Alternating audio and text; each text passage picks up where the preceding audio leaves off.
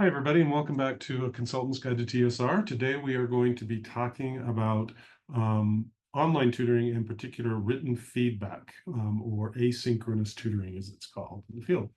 So let me share my screen with you. Okay, I am logged into TSR currently. Now, um, as you can see in the consultant's guide that I've shared with you for online tutoring, you will have view of the claim tab now. So in order to give feedback to students, what we do is written feedback to students is they fill out a form and then upload a file or share a link with us or whatever, and then all of that goes into a master queue or claim queue for all online tutors to access. So everybody has access to these, or at least all online tutors do. So in order to make a claim, well, a couple of things before I get into that. You'll know there's stuff in the claim queue if there's a number by it. Now this number does not automatically update, so you might need to refresh your screen a few times during your shifts to see if it's gone up at all, okay, or gone down, in fact. But in order to make a claim, what I do is I click on the claim tab, and then this looks very familiar to you. This is pretty much just like all of our other appointment lists, but these do not belong to anyone at this point. Now, I'm going to go down. If you look and see when they're submitted, you'll notice that it's from the bottom up, not the top down. So this one was submitted this morning, and this one was submitted yesterday. So I'm going to go down to the very bottom of the list here. I'm going to click on edit first. Okay. Now, I still do not have access to it. This still isn't my report. I haven't, it won't give me the ability to make any comments to the student on it because I don't own it. Okay. To own it, I have to click on the Claim Now button. Okay. Now, by owning it, I just mean that puts it it puts it under your ownership. Okay.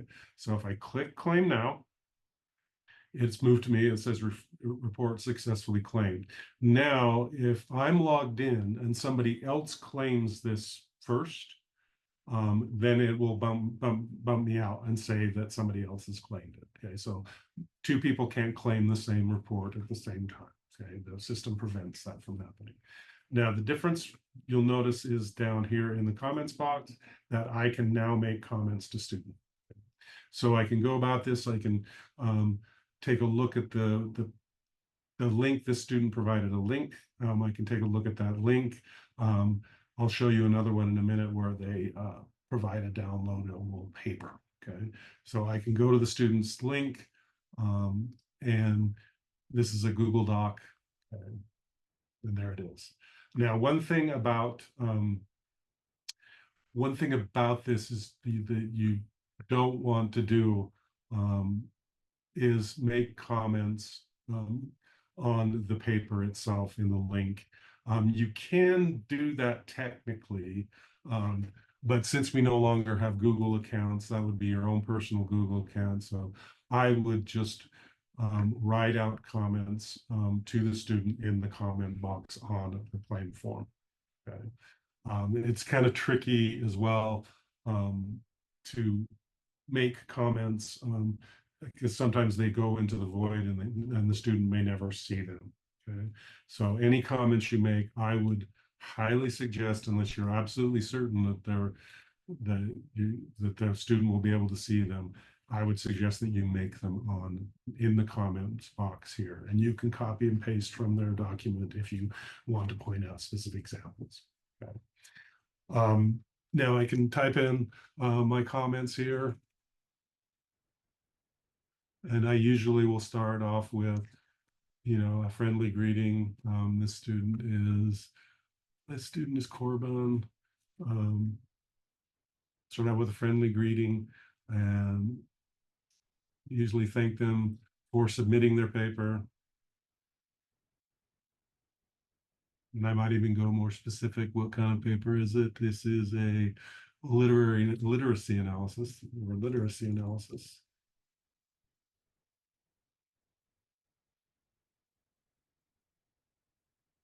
Student, I'm just gonna put it WRC, but I could probably spell it out the first time, Student Writing and Reading Center. Um, uh, and I usually introduce myself.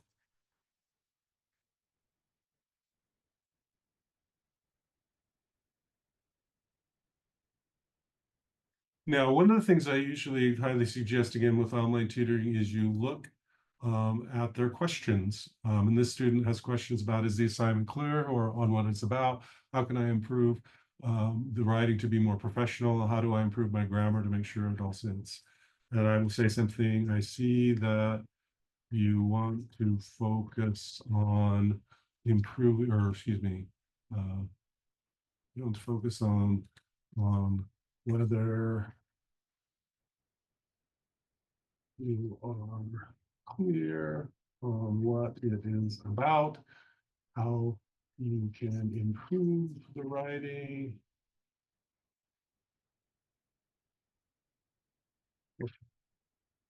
professional, and improving, improving on grammar.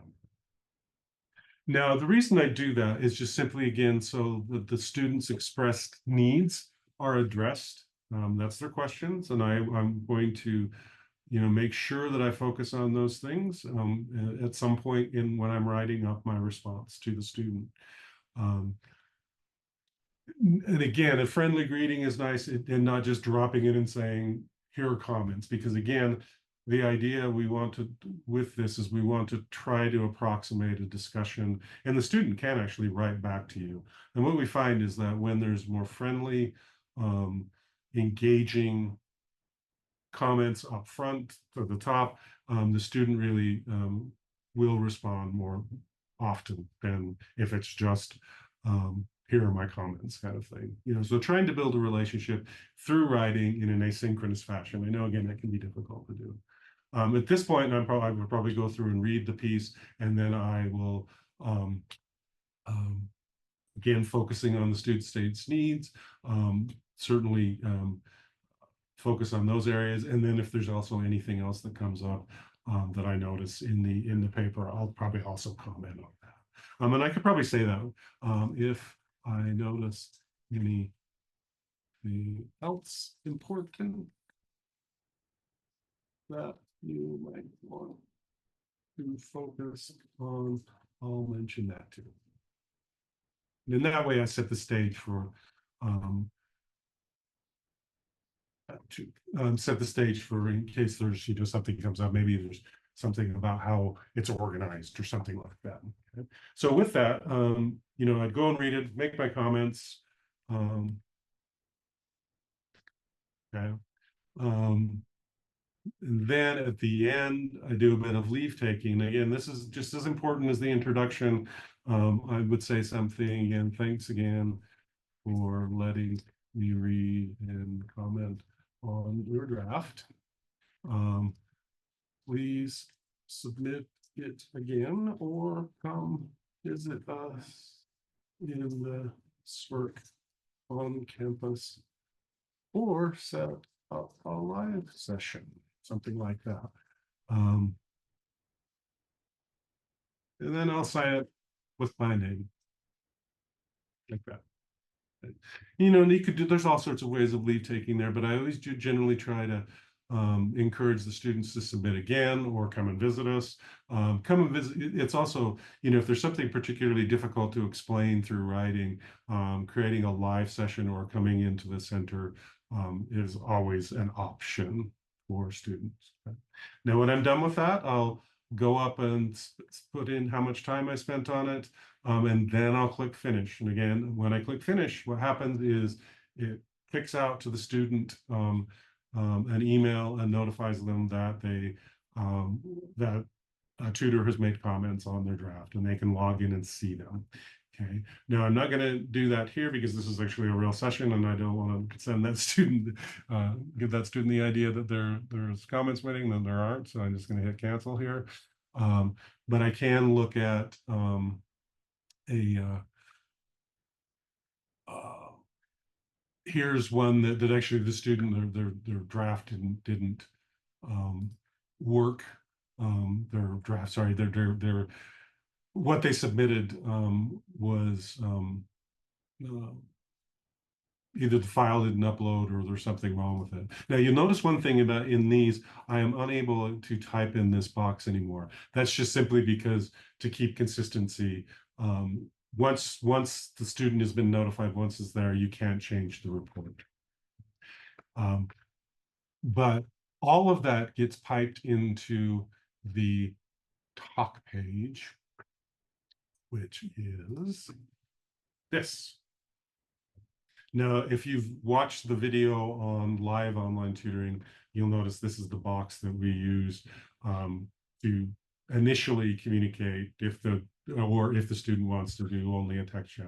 This is where we communicate with them, okay, on that page. But this is where the student gets sent to see our feedback. Okay. Now, one thing when you are putting in URLs, make sure that you use a URL shortener. I use bit.ly.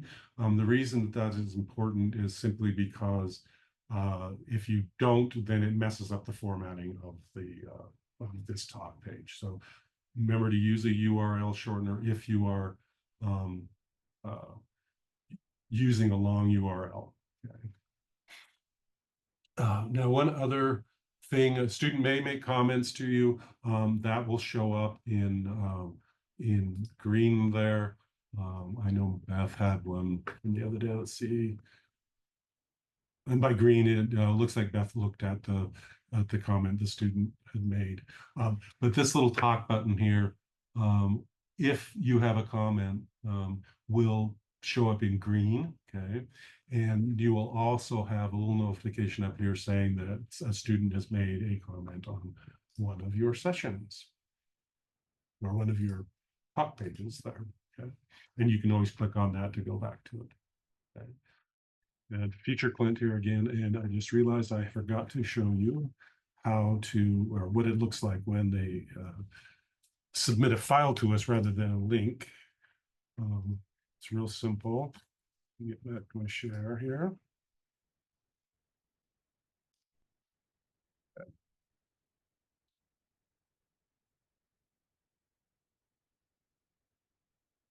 Let's find one that has just, there we go, here's a file. So the file name will be here, and if you click on one of these buttons, usually I start with G View, that just stands for Google View. It just allows us to view the document. There's several different ways. OView is Office, Microsoft Office. Sometimes some systems let us view different things, okay? And there it is, that's a PDF version. Now, sometimes, again, oops, let's go back to the sometimes GView, if it's a Word document, actually might open it up in a Google Viewer where it seems like you can make comments. Again, that's very dangerous because you can put comments on that and the student will never see them because it's not their document. It's actually uploaded onto our server. And most likely that your comments will be gone forever. So again, it is best to make all comments in the comments to student box. There you go. That's how you view a file.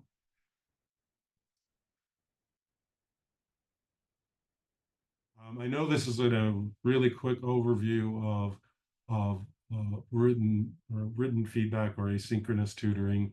I urge you to carefully take a look carefully at that at the guide that I sent to you, and that hopefully will answer any questions. If not, you can always contact me. Okay. Thanks again, and happy tutoring.